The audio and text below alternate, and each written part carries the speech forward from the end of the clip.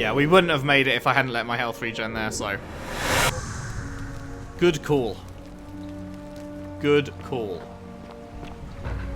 Follow Cynthia's... Oh, right, yeah, that was that. Hello again. Salve, friend. Can we tell him to take care of the dude? Sounds serious. I'm listening. Yes, I need you to stop Fabia entering the empty shrine and tell a new arrival he'll find what he's looking for in there. Alright, let me see. Stop Fabia going in, but send the new arrival to the empty shrine. Understood. And this. Yulia? Oh no. Alright, I can do that. Go. I'll go. But once I'm done, I'll need you to tell me how you know all of this. Alright, you have fun with that.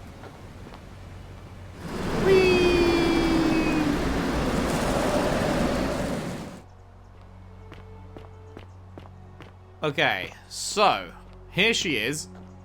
Isn't the Hello. great temple majestic? A new face. Ave, and may Vesta watch over you. I'm Equitia. To what do I owe the pleasure of this visit? So we need to go with this one, right? Wait, did we ever speak about the other stuff? I don't think we did. Do you know a way out? I don't, I'm afraid. It seems to me we're I mean, exiled they're here lit up until still, the so I guess we gods never judge clicked us, those. one way or another. One way or another. What do you think about the golden rule? I'm quite sure it's the work of the gods, which is strange because they've never been particularly concerned with our misdeeds, as long as we've kept the peace of the gods. We ask for blessings, for good health, bountiful harvest, military victory, and in return, we offer praise, wine, incense, or animals. But here, it seems they require much more of us. I find myself reminded of an especially pertinent tale from our great poet Ovid in his epic Metamorphoses. Would you like to hear it? It is rather long. Go for it. Wonderful. It goes like this. Baucis and Philemon were an old married couple living a humble life in a small town. One night, the town gets a visit from a couple of vagrants. They go from door to door, asking for a place to stay the night. Of course, being vagrants, they're turned away sharply from house after house, 1,000 in all. What the hell is that Finally, noise? They come to the little cottage where Baucis and Philemon lived. Now, the kind old couple had very little to offer, but nevertheless, they invite these strangers into their house and offer them food, wine, and a place to stay. Immediately, the guests make themselves at home. They begin gulping down the old couple's wine, so much so that Baucis, the old lady, begins to worry they're going to run out. And then she notices something strange. Her wine pitcher keeps refilling itself, as if by magic. Realizing only a select few possess such powers, says to her husband, Philemon, "I think these men are gods in disguise." Immediately the couple begins apologizing for offering such coarse wine, and the vagrants metamorphosize Fortune and reveal smile on themselves you, to brother. be Jupiter, the king of the gods, and Mercury, the trickster god. They confide they didn't mind the meager offerings. They were just pleased that someone in the town offered them hospitality. Then Jupiter says to them, "You have passed our test, but everyone else in this city failed, so we are going to destroy this place and everyone in it, except you, who we will grant a wish." So old Baucis and Philemon escape up into the mountains safely, and they receive their wish, which is for eternity together. Meanwhile, Jupiter carries through with his threat and wipes that city off the map. Some say the moral of that story is that we must all honor the sacred rituals of guest friendship, the reciprocal obligations owed between hosts and guests. But I like to think it's that we should always show compassion for those less fortunate than ourselves. Or perhaps it's that the gods might kill you at any moment for failing their test, and they don't even have to tell you what the rules are. No, I agree. I'm pleased to hear it. What's the status of the election? It must be completed by dusk, just the same as any other official business. It'll be between Sentius, the incumbent, and Malleolus, the challenger. Why do you ask? Who's allowed to vote? All of the male citizens who are willing and able to attend. Oh, only the Unless men? they're running, Okay, of course. I guess that's how it was back then. You hate to hear it. The woman can't vote. That's just the way it's always been, I'm afraid. It never sat right with me, either. There are some women who can vote, Vestal priestesses like myself, but in this case, given my role overseeing the election, I've decided to abstain. I can't allow the perception that I'm being anything but fair and independent, but if it's any consolation, there are other ways to influence the outcome of an election. Such as? By using whatever gifts the gods gave you. Nothing untoward, of course. Of course. What's your role then, exactly? I'm responsible for announcing it and making sure the procedures are followed. Can I nominate anyone else? You can, assuming they're eligible and willing to accept the nomination. Can we start it now? As I said, I'm planning to hold it before dusk.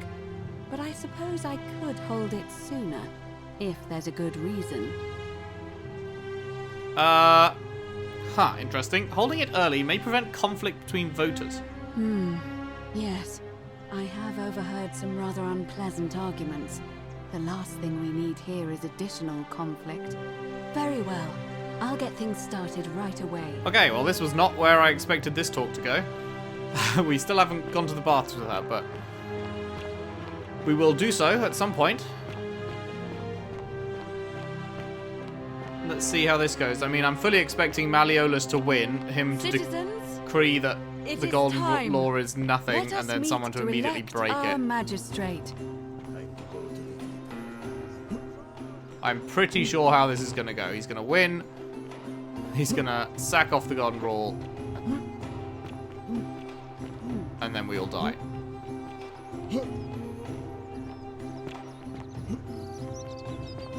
Bom, bom, bom, bom, bom, bom.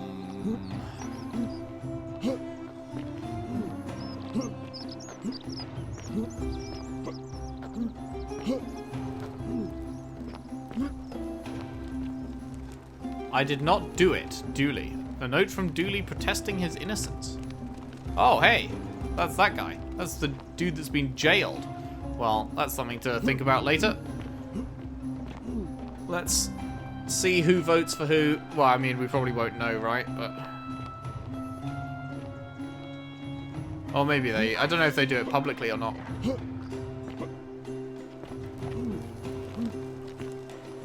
Old Scroll, which the author makes the case against the existence of the Golden Rule. The myth of the Golden Rule by Duratas the Younger. As per our custom, I shall begin by paying my respects to the god responsible for this city.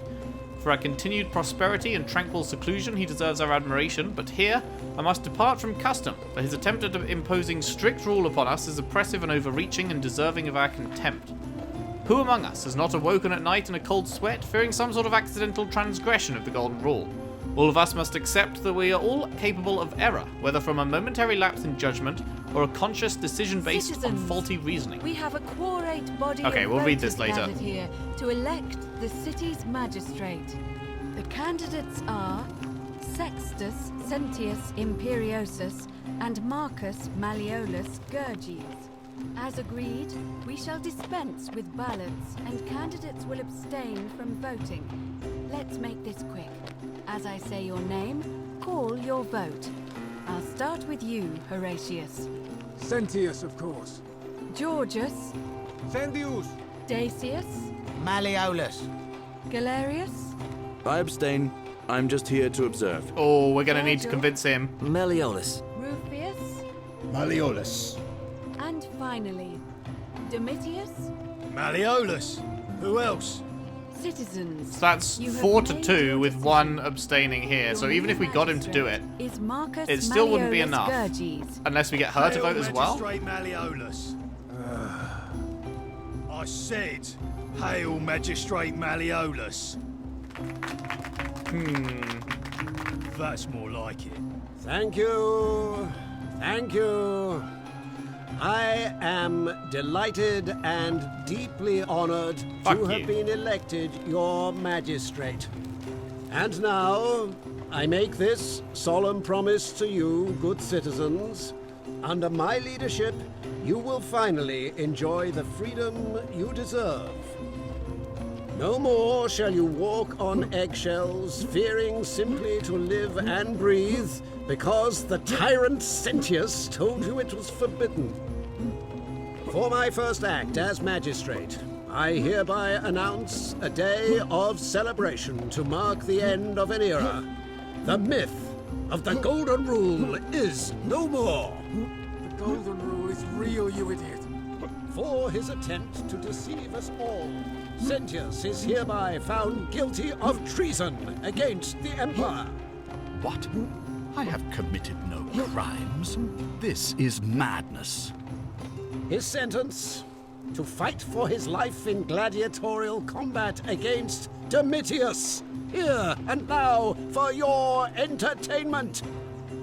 You have What? no idea what you're doing. You're going to get us all killed. Wait, I exercise my right as a Vestal priestess to pardon him. I will not allow you to do this.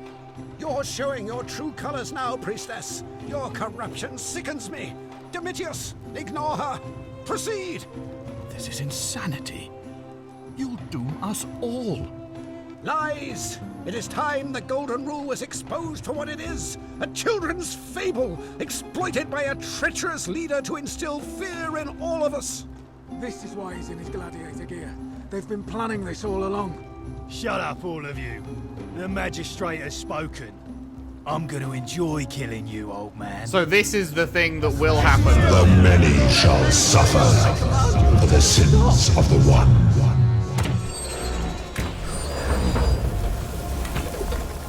Huh. Okay, yeah, so this is... Don't do it. Shit. This is the thing that will always happen. This is the thing that is what causes it, even if we don't interfere. Is that he becomes the leader and then basically sentences the other guy to death.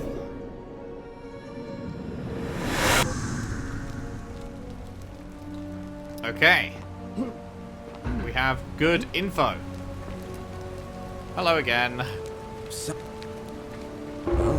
Sounds serious. I'm listening. Do that. And do Alright, that. I'll go. Have fun. Oh yeah, what was that? Oh shit. That was almost bad. What was that noise I heard? Oh! There was like a scraping noise over here.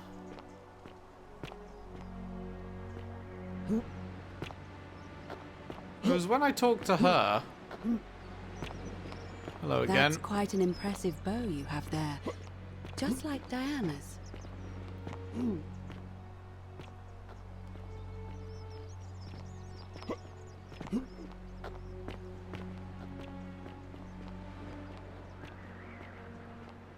Anything down there? I just want to wait and see if I can pinpoint where it's coming from. Because there was a big old scraping noise. Don't steal anything, don't hurt anyone, don't.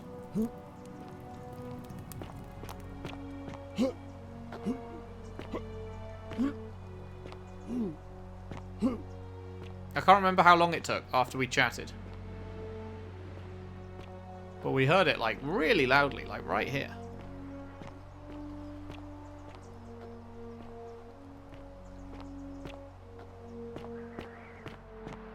Can I be asked to wait?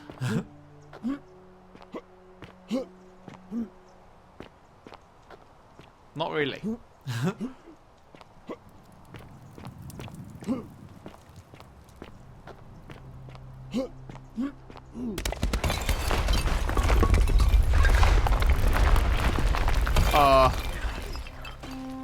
What?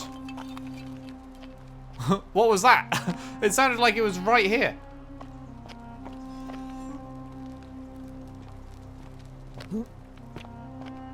Something just happened right here. That literally sounded like it was coming from right in front of me. That was the sound I heard, obviously. Huh. What the fuck was it? Like, it sounded like it was coming from all around me, but I couldn't see anything actually happening. Right, yes, that's there. I've been through here before. I just need a refresher on where it all leads.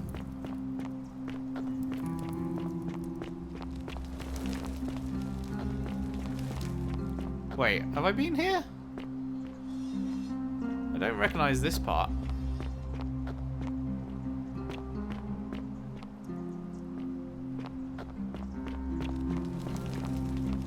Who lives here? Note from Livia. Cryptic, almost poetic rambling. The place is called Accursed. Here, Titios offers up his innards to be torn, stretched out over 9 fields. You, Tantalus, cannot catch the drops of water, and the tree you grasp at eludes you. You, Sisyphus, attack or pursue the stone that always returns. Ixion turns and follows after himself and flees, and the 49 Belides who dared to plot the destruction of their cousins, their husbands, fetch again with incessant labour the water they have lost.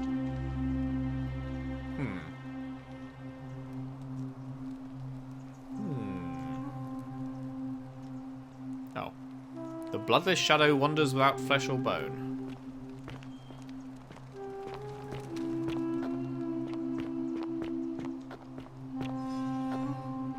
Okay, that was the way we came from. So then around here. Yeah, we haven't been here before.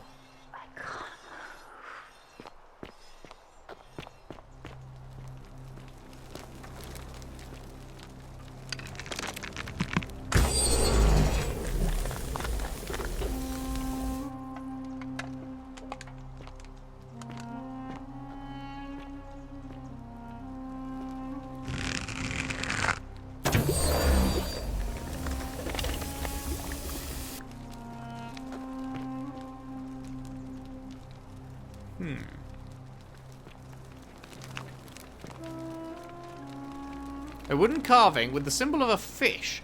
Looks like it might be religious in nature. Is this the cult place? A plaque bearing a Latin inscription, Pluto, Father of Riches. I can take the plaque. I can't take the carving, though.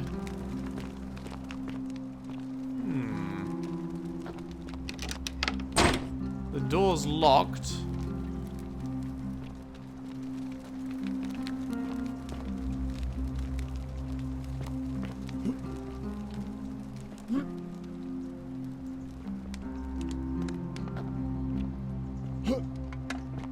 Can I not jump over this? Oh yeah, I can. Another carving. Loaf of bread, partially eaten. Stone disc, also with the fish on it.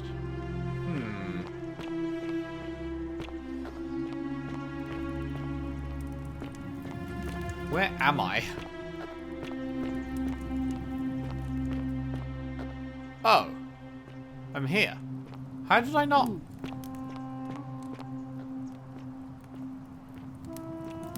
How did I not see this before?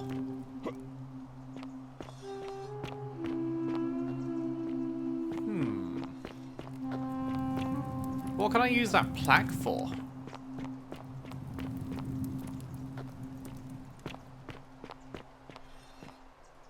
This comes out... Okay, that's there. Okay, okay. Huh. Not sure.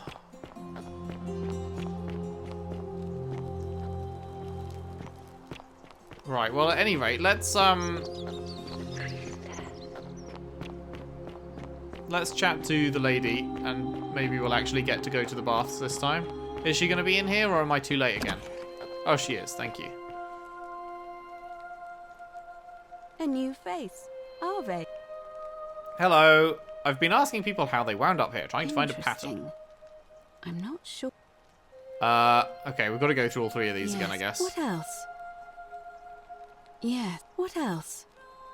That's true. It's as I... Let me ask you... I did, a young woman. Karen. I see. Because... We've got to go through all this. Don't follow too closely. We can't have people thinking Okay, we're bathing together. Here we go. We have now set up this situation again. Except that this time, the dude should already be dealt with because we told our friend to do it. So, theoretically, we should be fine now.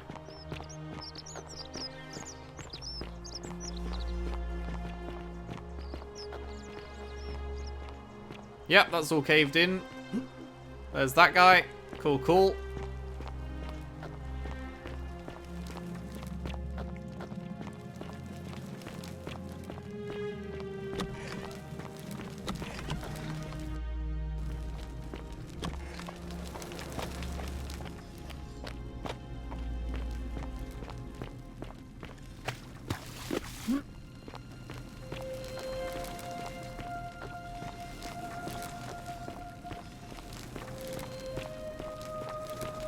All the way to the end, huh?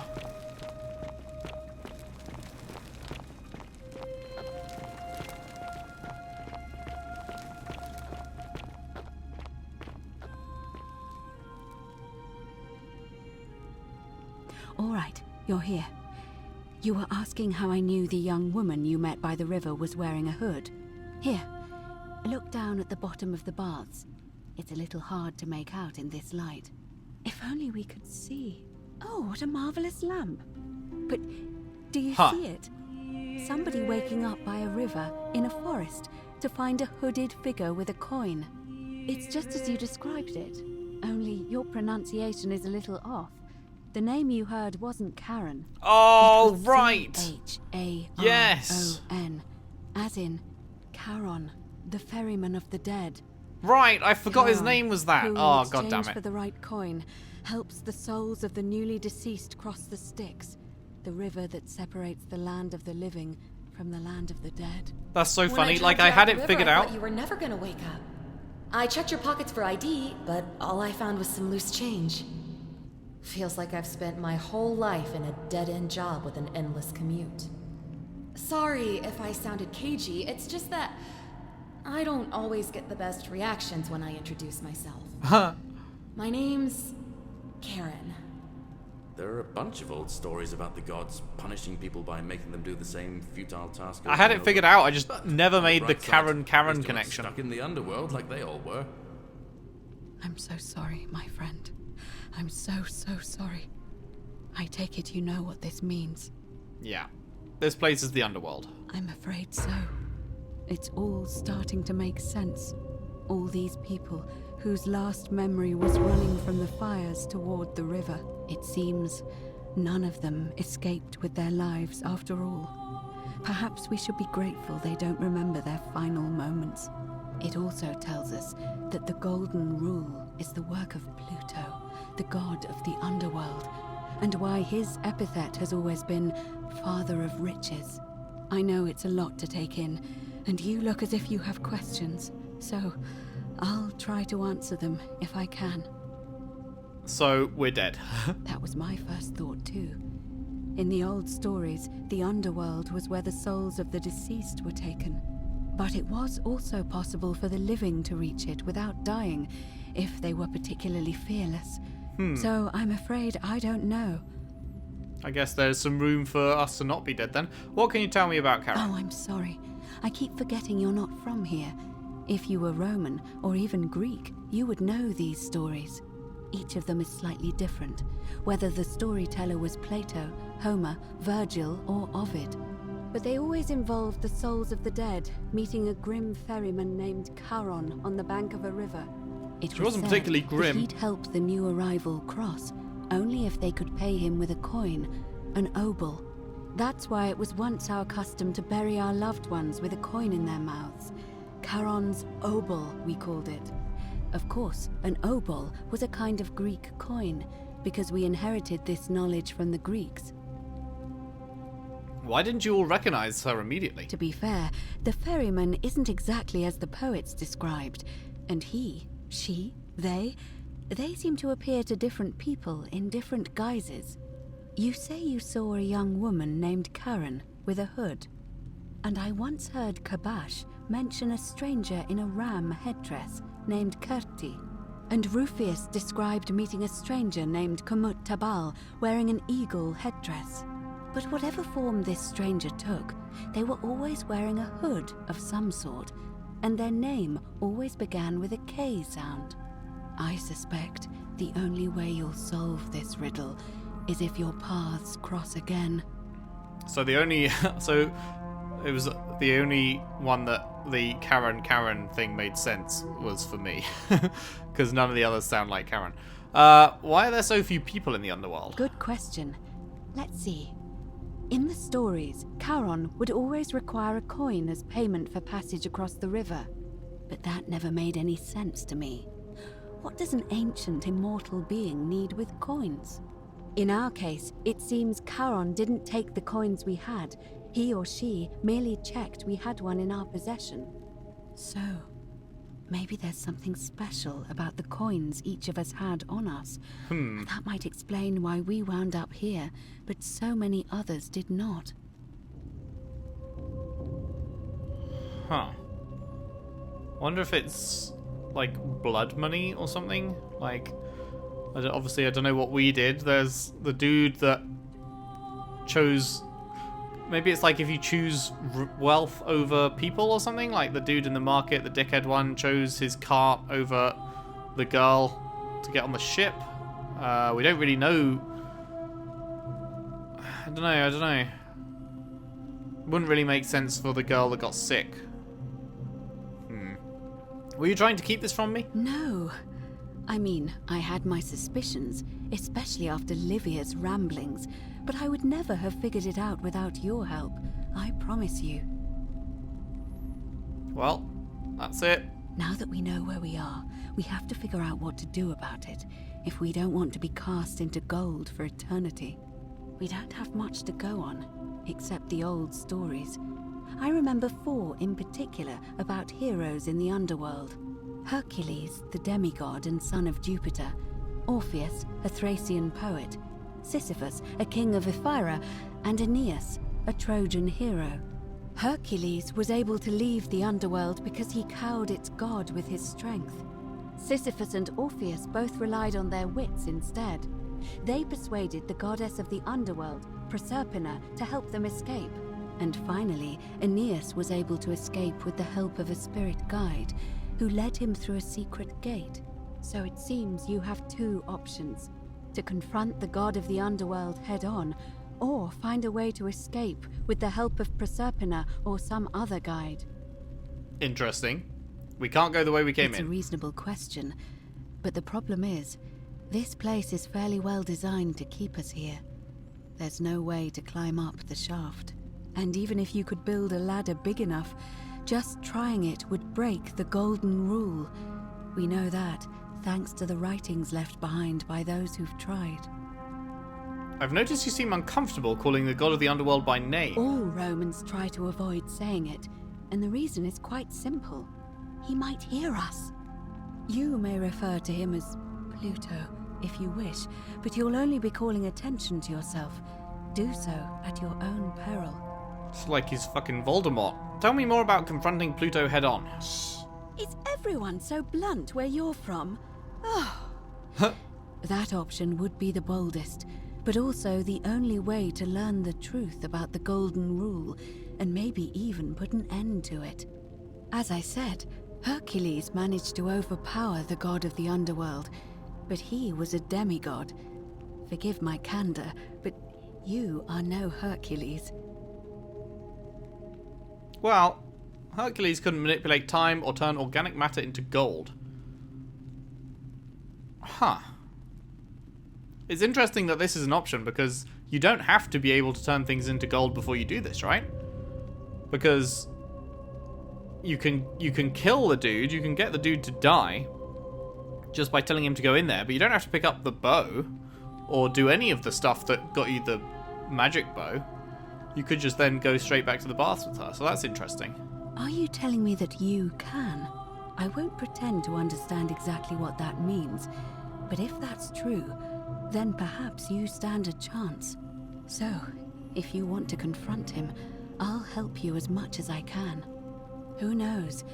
Perhaps your name will be uttered in the same sentence as Hercules one day. Mr. Fudge. But first, you'd need an audience with you-know-who, And for that, you'll need to enter the great temple overlooking the city. Oh, yeah? The problem is, the door has been sealed shut for as long as I've lived here, and there doesn't even seem to be a keyhole. I suspect the answer lies in the desecrated obelisk in front of it. I'm not sure if you noticed, but there are 4 plaques missing from its base. Oh, we just picked one up, right? It looks as though somebody, or a series of somebodies, forcibly removed them, and in doing so, dishonored and angered our divine keeper. If you could recover and replace all 4 of those missing plaques, I imagine he might be willing to receive an audience again. What can you tell me about the obelisk? It's the towering stone monument with 4 sides and a pyramid-shaped head that stands before the great temple, a dedication to the god of this place. You'll find them all over Rome, but of course they were looted from Egypt many years ago. It seems one of them made its way here too, although how is a mystery. However, this one is unusual in that each of the 4 sides is decorated in a different style: Roman, Greek, Egyptian, and another I don't recognize. That means you'll need to recover 4 different plaques: Roman, Greek, Egyptian, and a 4th, a mystery plaque. Okay, where would I find the Greek one? I don't know. But I just perhaps you picked should up a begin plaque, your right? I search can't remember with which the one I local picked up. Greek fellow, Georgius. His store is in the forum. Okay, what about the Perhaps Egyptian one? Kabash, our Egyptian resident, will be able to tell us. Unfortunately, he disappeared weeks ago. Oh, well, that's but I not great. did hear Aurelia is peddling rumors about him at the tavern, so perhaps you could talk to her, or just take a look in his room. I already did talk to her about the rumors, but I can't remember what she said. I'm afraid you're on your own with that one, but perhaps finding the other 3 will illuminate the way. Okay. Tell me more about escaping with the help of Proserpina or a guide. As I mentioned, both Orpheus and Sisyphus were said to have persuaded Proserpina to help them escape, and Aeneas was guided to the exit. The problem is, those are the stories of a poet, a self-aggrandizing king, and a brawler about their own heroic deeds, so they should be taken with a grain of salt. First, Proserpina. What we do know about her... Proserpina. I always forget how to pronounce that. It's a grim tale. It's said the god of the underworld abducted and dragged her here against her will, forcing her into marriage. That's horrible. So she If might the be stories willing are to work true, against him. Then I suppose so. The problem is, how do we communicate with her without being noticed by her captor? Leaving that aside for a moment, there is also the possibility of a spirit guide. I don't suppose you've come across one of those in your travels? I hear the statues whispering to me every now and then. Truly? And you're only bringing this up now? Then again, I suppose you were worried I'd think you were as mad as Navia. Can you tell me more? Is it the same voice? What kinds of thing does it say? It's always the same voice, and it's helpful but cryptic. Fascinating. Perhaps she's a benevolent spirit. Or perhaps... Perhaps you're hearing the voice of Proserpina herself. Maybe. If she has indeed been abducted, it would make sense for her to speak in cryptic whispers to avoid detection. Tell me, has she told you anything that might lead you to the way out? Not yet. Oh, I see. Well, let me know if you hear anything that might be a thread through this labyrinth. All right, ready to get started. All right. I would suggest not discussing this with anyone. The best we can do for them is to let them remain oblivious for as long as possible. As for Livia, it seems she's been shouldering the weight of this terrible secret all this time. Perhaps it would comfort her to know she's not alone. All right. Yeah, I'll have a chat with Livia first. In any case, time is of the essence, so you'd best begin. May Fortuna guide you. Although you may not need her with Proserpina on your side. All right, well, that was a pretty big chat. Very cool. We have a whole bunch of stuff to do now. What plaque did I just pick up? It wasn't that.